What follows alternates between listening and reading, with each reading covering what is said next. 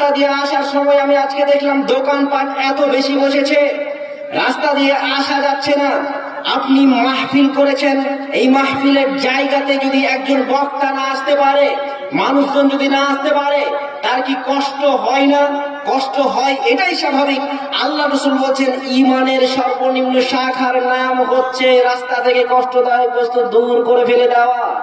এটা যদি হয় তাহলে এতগুলো দোকান দেওয়ার অর্থ কি? মুসলিমের 1513 নম্বর হাদিস আপনি খুলে দেখুন। আল্লাহ রাসূল সাল্লাল্লাহু আলাইহি ওয়াসাল্লাম বলছেন, দেখো আহাব্বুল বিলাদ ইলাল্লাহ, আল্লাহর কাছে সর্বশ্রেষ্ঠ জায়গার নাম হচ্ছে মাসাজিদুহা মসজিদ।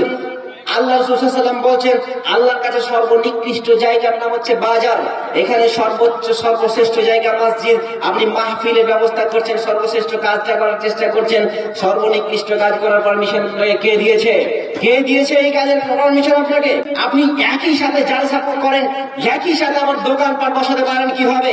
সবচেয়ে দুঃখজনক বিষয় হচ্ছে দোকানপাট তো বসেছে, এই দোকানপাটের দেখাশোনা করার জন্য, মানুষগুলোকে ঠিকঠাক আসতে দেওয়ার জন্য সেই জায়গাতে ভলান্টিয়ার পর্যাপ্ত পরিমাণে নেই কেন?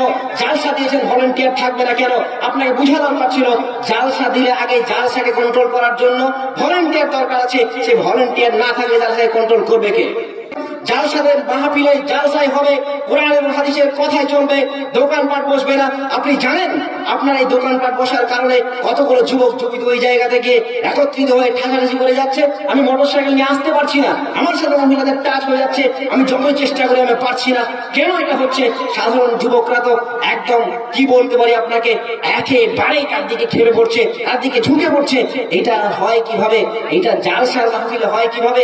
মেলা করলে জালসা করতে হবে না, জালসা করলে মেলা করতে হবে না। আমি এই হ্যান্ডবিলে দেখেছিলাম দোকানপাট বন্ধ, হয়তো কমিটি সেভাবে নিয়ন্ত্রণ করতে পারেনি, কিন্তু উদ্দেশ্য ছিল দোকান বসতে দেওয়া হবে না। আগামী দিনে দোকান বসতে দেওয়া হবে না, পাশাপাশি লিখে দেওয়া কাজ নয়, আপনাকে কন্ট্রোল করার জন্য ব্যবস্থাটুকু করতে হবে।